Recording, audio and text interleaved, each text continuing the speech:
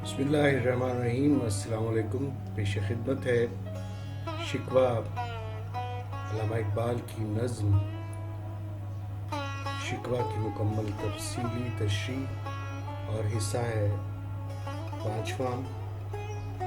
और इस तशरीह से सही लुत्फ़ उठाने के लिए ज़रूरी है कि इसके पिछले हिस्से यानी पहला, दूसरा, तीसरा और चौथा और उसके बाद फिर छठा हिस्सा भी ज़रूर देखिए।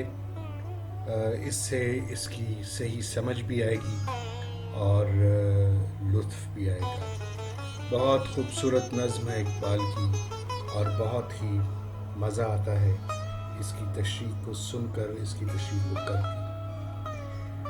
तो देखते हैं जी, पहला शेर, पहला बंद जो कि बहुत खूबसूरत है। बाकी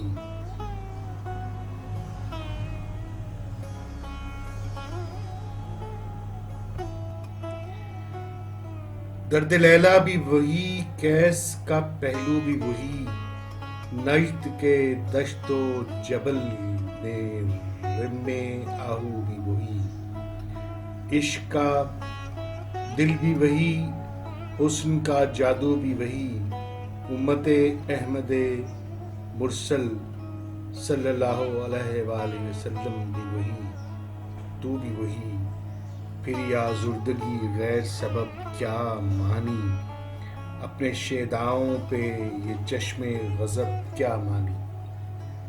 मुश्किल अल्फाज में कुछ लफ्ज़ हैं। दर्द लैला, लैला का दर्द, कैस, हमारे यहाँ कैस भी कहा जाता है, मजनू भी कहा जाता है। अरबी दास्तानों का एक किरदार लैला का के साथ इश्क था, जिस तरह हमारे यहाँ हीर रांझा बहुत मशहूर है। इसी तरह से अरब में कैस और लैला का किस्सा बहुत मशहूर है। नजद अरब का एक सूबा, दश्तो जबल कोहो सहरा रम हिरन की उस चाल का नाम है जब वो इटला इटला कर चलता है। तो शायर इस शेर में, इस बंद में ये फरमाते हैं कि खुदा की ज़ात को ये अर्ज़ करना मकसूद है कि मुस्लिम उम्मा तो वही है जो पहले थी। इस उम्मत में लैला भी पाई जाती है और मजनू भी है। लैला के दिल में दर्द मोहब्बत भी वही है जो उस वक्त जब लैला जिंदा थी और मजनू पर जान निछावर करती थी।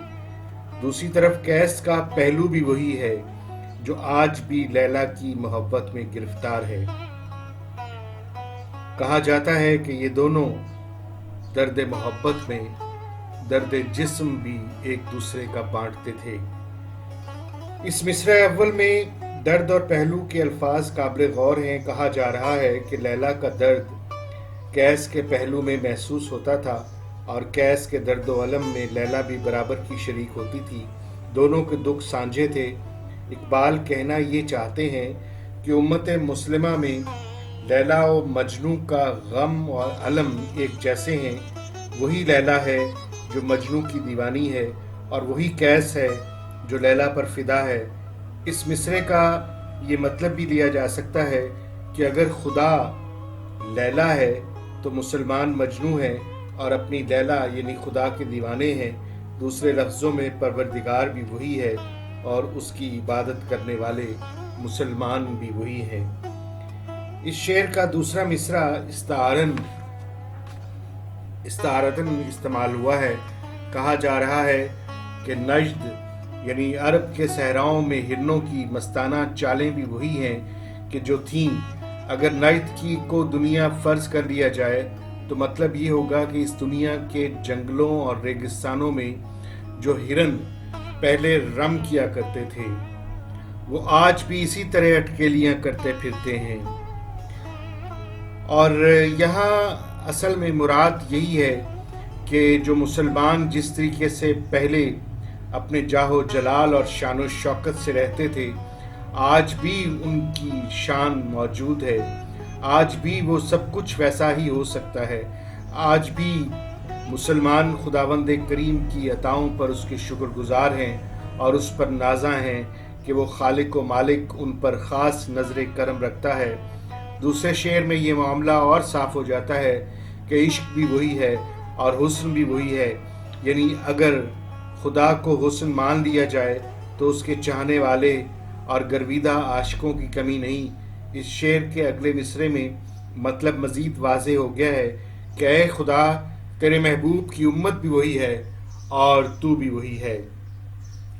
یعنی نہ خدا بدلا ہے اور نہ امت احمد مرسل صلی اللہ علیہ وآلہ وسلم بدلا ہے. تو پھر کیا ہوا؟ اس کا سوال اقبال آخری شعر میں پوچھ رہے ہیں کہ اگر خدا اور بندے کا باہمی رشتہ وہی ہے جو پہلے تھا تو پھر اے خدا، آپ کی بے وجہ بغیر کسی سبب کے ناراضگی کا پھر کیا مطلب ہے؟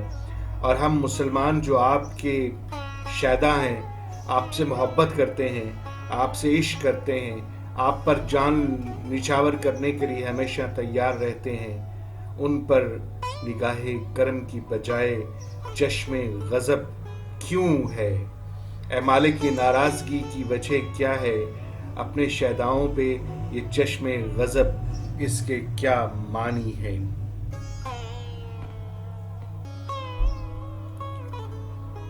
اگلا بند کچھ یوں ہے کہ تجھ کو چھوڑا کہ رسول عربی کو چھوڑا، بت گری پیشہ کیا بت شکنی کو چھوڑا، عشق و عشق کی آشفتہ سری کو چھوڑا، رسم سلیمان و اویس کرنی کو چھوڑا، آگ تکبیر کی سینوں میں دبی رکھتے ہیں، زندگی مثل بلال حبشی رکھتے ہیں. اس شعر میں علامہ اقبال نے جو شخصیات کا ذکر کیا ہے اس میں حضرت سلمان فارسی رضی اللہ تعالی عنہ، حضرت اویس کرنی رضی اللہ تعالی عنہ اور حضرت بلال حبشی رضی اللہ تعالی عنہ کا ذکر کیا ہے، اور مشکل الفاظ میں ایک ترکیب استعمال ہوئی ہے، آشفتہ سری یعنی دیوانگی. پہلے یہ چاہوں گا کہ جو 3 شخصیات کا ذکر کیا ہے ان کی بابت کچھ بات ہو جائے کہ ہر مسلمان ان شخصیات سے واقف ہے. حضرت سلمان فارسی ایک جید صحابی تھے. وہ پہلے ایرانی تھے جنہوں نے اسلام قبول کیا. جنگ خندق میں مدینہ کے گرد جو خندق کھودی گئی وہ حضرت سلمان فارسی کے مشورے پر کھودی گئی تھی. اسی طرح وہ مدینہ میں آ گئے اور اسلام قبول کیا اور حضرت علی علیہ السلام کے زمانے تک زندہ رہے. حضرت صلی اللہ علیہ وآلہ وسلم نے انہیں اپنے اہل بیت میں شامل کر لیا تھا. حضرت اویس کرنی کرن کے رہنے والے تھے. وہ یمن کا ایک قصبہ ہے کرن، وہاں کے. ان کا زمانہ حضور صلی اللہ علیہ وآلہ وسلم کا زمانہ ہے، اور لیکن وہ حضور صلی اللہ علیہ وآلہ وسلم کی خدمت میں پیش نہ ہو سکے اور عاشق رسول تھے. بعض تذکروں میں لکھا ہے کہ وہ صفین کی لڑائی میں لڑتے ہوئے شہید ہوئے، اور اس لڑائی میں وہ حضرت علی کرم اللہ وجہہ کی فوج میں شامل تھے. حضرت بلال کے والدین ابن سینا کے رہنے والے تھے، اور اس زمانے میں ایبسینیا اور اس زمانے میں اسے ایتھوپیا بھی کہا جاتا تھا اور حبشہ کہا جاتا تھا.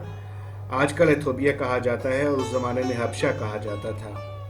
تو انہوں نے حضرت بلال حبشی جب مکہ میں آئے تو غلام بن کے، تو حضرت بلال جب مکہ میں آئے تو مکہ میں کافر سردار امیہ بن خلف نے انہیں خرید دیا، اور جب حضرت بلال رضی اللہ تعالی عنہ نے اسلام قبول کیا تو ان کا آقا ان پر بہت زیادہ ظلم کیا کرتا تھا، انہیں بدنی سزائیں دیا کرتا تھا، اور حضرت ابو بکر صدیق رضی اللہ تعالی عنہ نے کہا جاتا ہے کہ انہیں رہائی دلوائی.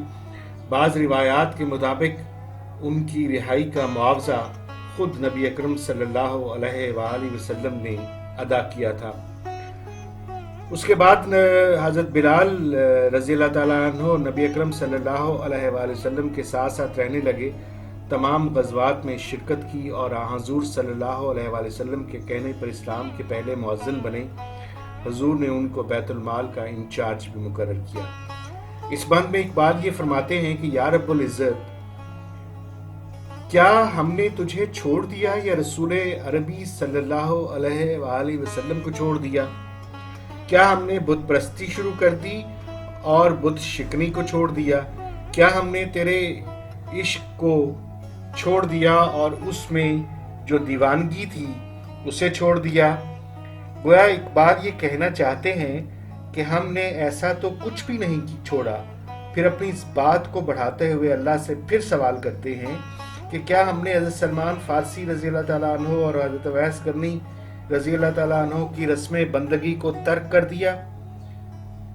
اس مصرع سے پہلے مصروں میں عشق اور عشق یا شفتہ سری کا ذکر آتا ہے۔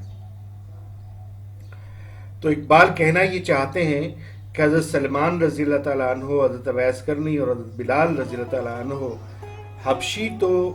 بلال حبشی رضی اللہ تعالیٰ عنہ تو عاشقان خدا اور رسول تھے۔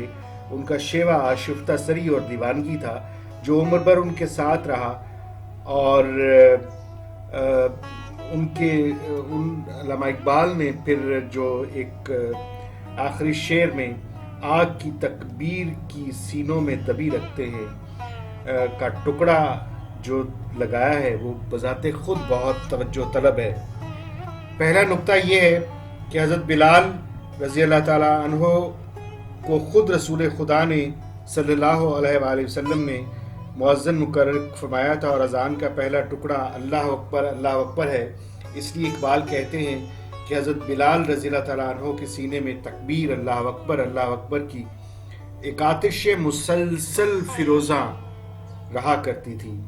اور دوسرا نقطہ اس شعر میں یہ ہے کہ اذان کے ایک دوسرے ٹکڑے میں خدائے بزرگ و برتر کی وحدانیت لا الہ الا اللہ کا ذکر ہے، جو حضرت بلال رضی اللہ تعالیٰ عنہ کے لب مبارک سے، زبان مبارک سے دن میں 5 وقت ادا ہوتا تھا۔ تو شکوہ کیا جا رہا ہے کہ ہم مسلمان تو پہلے جیسے پہلے بھی عاشقان رسول تھے، اور پہلے بھی ہم حضرت بلال جیسے توحید پرست تھے۔ اے رب العزت، ہماری زندگیاں تو عشق رسول اور وحدت خداوندی کے لیے وقف تھیں،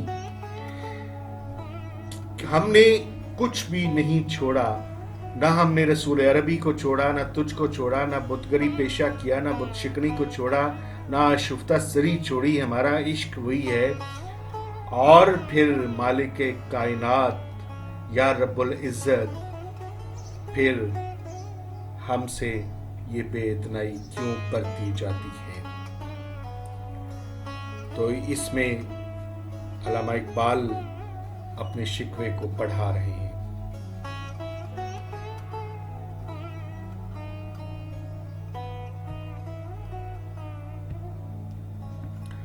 اگلا شعر دیکھتے ہیں کہ عشق کی خیر وہ پہلی سی ادا بھی نہ سہی، جادہ پیمائی تسلیم و رضا بھی نہ سہی، مضطرب دل صفت قبلہ نما بھی نہ سہی، اور پابندی آئین وفا بھی نہ سہی، کبھی ہم سے کبھی غیروں سے شناسائی ہے، بات کہنے کی نہیں تو بھی تو ہر جائی ہے۔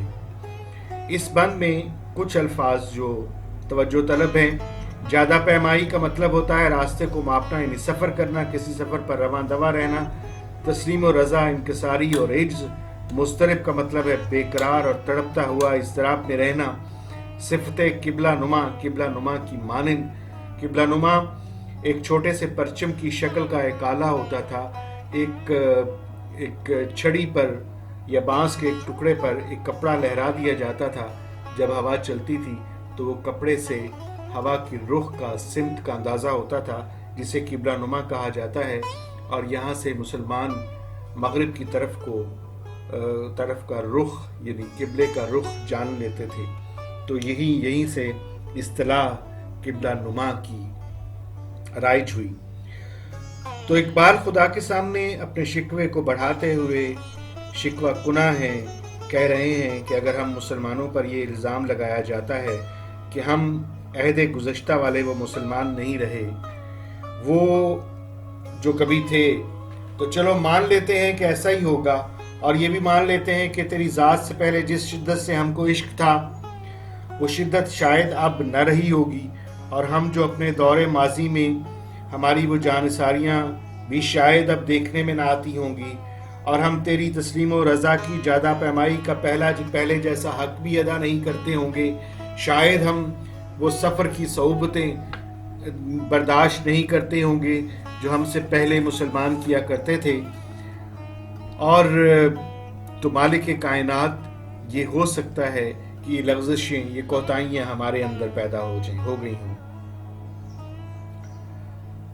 اور جس طرح بانس کے سرے پر لگا ہوا قبلہ نمائی کا وہ آلہ جو ہر وقت پھڑپھڑاتا ہے اور ادھر ادھر دائیں بائیں حرکت کرتا رہتا ہے، اضطراب میں رہتا ہے، شاید ہماری اس طرح کی بےتابی، بے قراری اور اضطراب، بے چینی میں کمی آ گئی ہوگی، اور وہ پہلے جیسا جوش اور جذبہ بھی نہ رہا ہوگا، اور ہم مسلمانوں نے تم سے جو عہد وفا باندھا تھا اس کی پابندی میں بھی فرق آ گیا ہوگا۔ لیکن اگر بالفرض ہم یہ سب کچھ مان بھی لیں، اے مالک کائنات، اے بزرگ و برتر، اگر ہم یہ مان بھی لیں تو پھر تجھے بھی خیال کرنا چاہیے کہ تیرا بھی وہ کریمانہ سلوک جو پہلے ہم سے ہوا کرتا تھا وہ بھی تو نہیں رہا۔ تو کبھی ہمارے ساتھ گہری شناسائی اور پکا تعلق رکھا کرتا تھا اے مالک، لیکن اب تو غیروں پر کرم نوازی کرنے لگا ہے۔ کبھی ہمارا بنتا ہے اور کبھی غیروں کا بن جاتا ہے۔ اگر ایسا ہی ہے تو ہم مسلمانوں کو یہ کہنے کی اجازت بھی دے کہ اگر ہم میں وہ پہلے سی ہوئے تسلیم و رضا نہیں رہی تو تم نے بھی تو ہم سے آنکھیں پھیر لی ہیں مالک، اور اپنی کریمی کا سایہ ہم سے اٹھا لیا ہے۔ یہ شعر خاصا توجہ طلب ہے اور قابل اعتراض بھی تھا، اور اس کے اوپر علماء کرام نے اپنے وقت میں بہت زیادہ اعتراض کیا۔ تو علامہ اقبال مختصراً اس پورے بند میں یہی فرماتے ہیں کہ حوالے دے کر کہ اے مالک، تو پہلے سا نہیں رہا جیسے پہلے تو تیرے کرم کے سارے سوتے ہماری طرف کو چلتے تھے، ہماری طرف کو بہتے تھے، اب وہ کرم نہیں رہا۔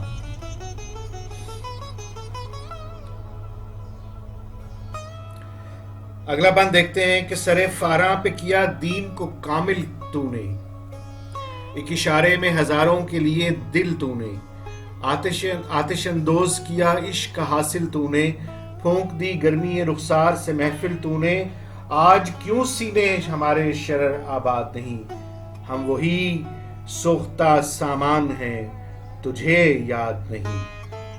اور اس میں چند مشکل الفاظ، فاران عرب، سعودی عرب کا ایک حصہ، مکہ کے قرب و جوار کا، اور کام کا مطلب ہے مکمل ہونا، دل لینا، گرویدہ بنا لینا، آتش اندوز کرنا، آگ بھڑکانا، حاصل پیداوار، پھونک دینا، جلا کر راکھ کر دینا، مٹا دینا، گرمی رخسار، رخساروں یعنی گالوں کی گرمی، سرخ رخساروں کی تپش، حسن کی افراد، شرر آباد وہ مقام جہاں شرارے ہوتے ہیں، شولوں اور شراروں کا مسکن، سوختہ سامان دل جلے، عشق کی آگ میں جل کر خاکستر ہونے والے۔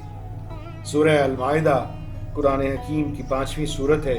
اس سورت کی 3ری آیت کے آخری حصے کا اردو ترجمہ یہ ہے کہ خدا اپنے بندوں سے مخاطب ہے، آج میں نے تمہارے دین کو تمہارے لیے مکمل کر دیا ہے اور اپنی نعمت تم پر تمام کر دی ہے، اور تمہارے لیے اسلام کو تمہارے دین کی حیثیت سے قبول کر لیا ہے۔ تو علامہ اقبال اس نظم کے اس بند میں جو تراکیب استعمال کر رہے ہیں اور شکوے کا جو انداز ہے وہ بہت ہی دلچسپ ہے کہ پہلے بند میں پہلا مصرع سر فاراں پہ کیا دین کو کامل تو نے، یہ اسی آیہ مبارکہ کی طرف اشارہ ہے۔ اقبال شکوہ کر رہے ہیں کہ خدا تو نے سر فاراں نبی کریم صلی اللہ علیہ وآلہ وسلم کی زبانی یہ فرمایا تھا کہ ہم نے آج کے دن دین کو تم پر مکمل کر دیا۔ اس بند کے 3 مصرے بھی اسی تکمیل دین کی وضاحت معلوم ہوتے ہیں۔ پہلے مصرے میں فاراں کا لفظ شاعر کی جغرافیہ مطالعے کی وسعت کا غماز ہے، اور مختلف جغرافیائی تصانیف میں لفظ فاراں کا کی جو تشریحات کی گئی ہیں ان کی روح سے مکہ مکرمہ کے ارد گرد کے پہاڑوں کا سلسلہ کوہ فاران کہا جاتا ہے۔ فاران نام کا ایک گاؤں بھی مکہ کے شمال میں کچھ فاصلے پر واقع ہے، اور جس طرح کوہ سینا اور وادی سینا کا تقدس حضرت موسیٰ علیہ السلام کی ذات سے وابستہ ہے، اسی طرح کوہ فاراں اور وادی فاراں کا تقدس بھی نبی اکرم صلی اللہ علیہ وآلہ وسلم کی ذات مبارکہ سے منسوب ہے، وابستہ ہے۔ تذکرہ فاراں توریت میں بھی ملتا ہے، جہاں نبی اکرم صلی اللہ علیہ وآلہ وسلم کے حوالے سے پیشگوئی کی جاتی ہے کہ فاراں کی پہاڑیوں میں ایک نور چمکے گا، یعنی نبی اکرم صلی اللہ علیہ وآلہ وسلم کی ذات کی طرف اشارہ کیا جاتا ہے۔ تو یہ تمہید باندھنے کے بعد خدا سے سوال کرتے ہیں، مالک کائنات سے، خدائے لم یزل سے سوال کرتے ہیں کہ آج کیوں سینے ہمارے شرر آباد نہیں، یعنی جو شرارے تیرے عشق کی آگ نے ہمارے دلوں میں بھڑکا دیے تھے ان کا کوئی سراغ آج کیوں نہیں ملتا۔ اور آخر میں یہ کہہ کر کہ دیکھو ہم وہی نصیب و جلے اور سیاہ بخت ہی تو ہیں جو شاید تمہیں یاد نہیں آ رہے، شکوے کا ایک نیا انداز مکمل کر دیا جاتا ہے، گویا کہ ایک باب مکمل ہو جاتا ہے کہ ہم سوختہ سامان ہیں، ہم دل جلے ہیں، ہمارے اندر شعلے تڑپ رہے ہیں، اور اس کا اظہار اقبال آگے چل کر بھی کرتے ہیں، اور اے مالک یہ سب کچھ تجھے دکھائی کیوں نہیں دیتا۔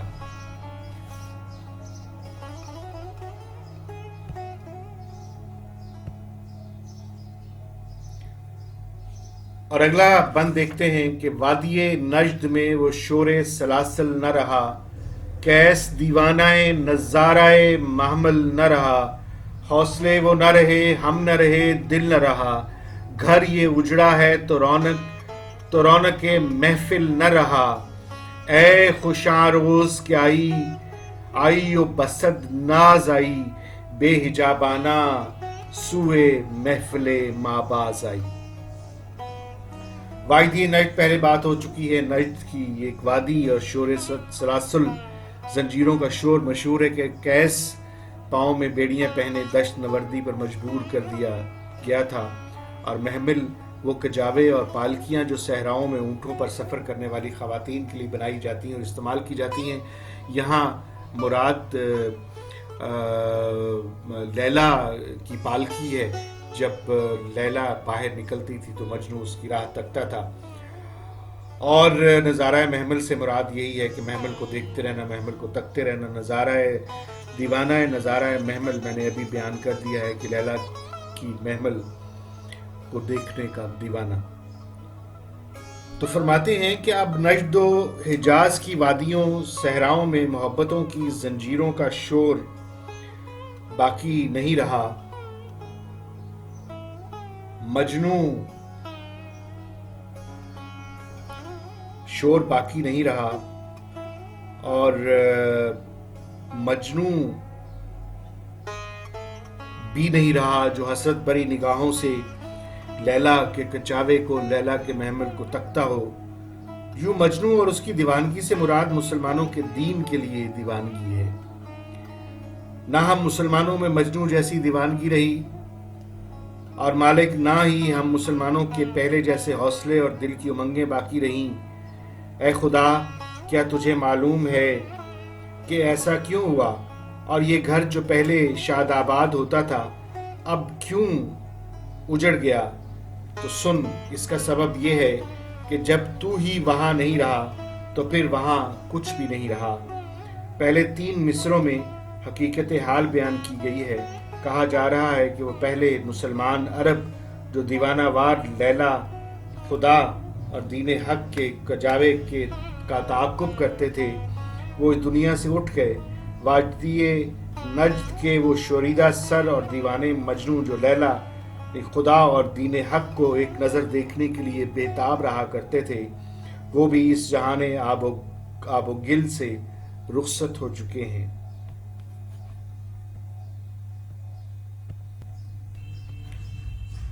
پھر فرماتے ہیں کہ ان کے پاؤں میں لیلا یعنی خدا کا نظارہ کرنے سے روکنے کے لیے جو زنجیریں پہنائی جاتی تھیں، لیلا یعنی خدا کا نام لینے کی سزائیں دی جاتی تھیں، وہ باعزم حوصلہ مند مسلمان بھی کہیں نظر نہیں آ رہے۔ وہ مسلمان جو اپنے وقت میں سخت ترین تکلیفیں برداشت کرتے تھے اور جفائیں برداشت کرتے تھے زمانے کی، یا رب العزت یہ سچ ہے کہ وہ مسلمان ہمیں نظر نہیں آ رہے۔ اور اس بند کے آخری شعر میں جو کہ فارسی کا شعر ہے، اس میں وہ یہ فرما رہے ہیں کہ اے خدا وہ دن کیسا خوش قسمت ہوگا کہ جب تم اپنے بھولے ہوئے اس شاخ کو دیکھنے آؤ گے اور سب حجاب توڑ کر ہماری محفل کو زینت بخشو گے۔ یہ پچھلے شعر کے ساتھ جڑا ہوا لگتا ہے کہ جس میں یہ کہا گیا ہے کہ مالک کائنات اگر ہم ایسے ہیں، ہم ایسے نہیں رہے جیسے ہم تھے، تو پھر تو بھی تو ویسا نہیں رہا، کیونکہ تو رونق کے محفل نہیں رہا، تو ہمارے گھر کی زینت نہیں بنا۔ تو اس میں اس شعر میں مالک سے استدعا کی جا رہی ہے کہ وہ سارے حجاب توڑ کر ہمارے گھر آئے اور ہمیں اپنی شان کریمی سے نوازے، اپنے کرم سے ہمیں نوازے، اپنے رحم سے ہمیں نوازے۔ اور اس بند کے آخری شعر میں جو کہ فارسی کا شعر ہے، اس میں وہ یہ فرما رہے ہیں کہ اے خدا وہ دن کیسا خوش قسمت ہوگا کہ جب تم اپنے بھولے ہوئے اس شاخ کو دیکھنے آؤ گے اور سب حجاب توڑ کر ہماری محفل کو زینت بخشو گے۔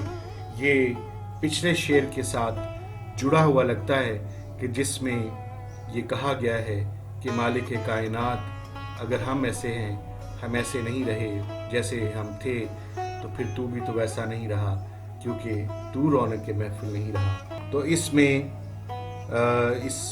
اس شعر میں مالک سے استدعا کی جا رہی ہے کہ وہ سارے حجاب توڑ کر ہمارے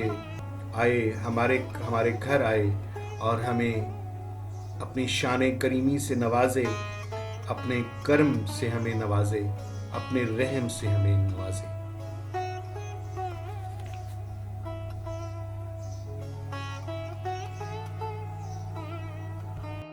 جی جناب، آپ کی سماعتوں، آپ کی بصارتوں اور آپ کی عنایتوں کا شکریہ۔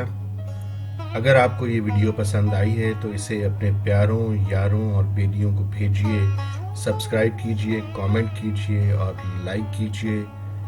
دعاؤں میں یاد رکھیے، بندہ ناچیز وارث اقبال۔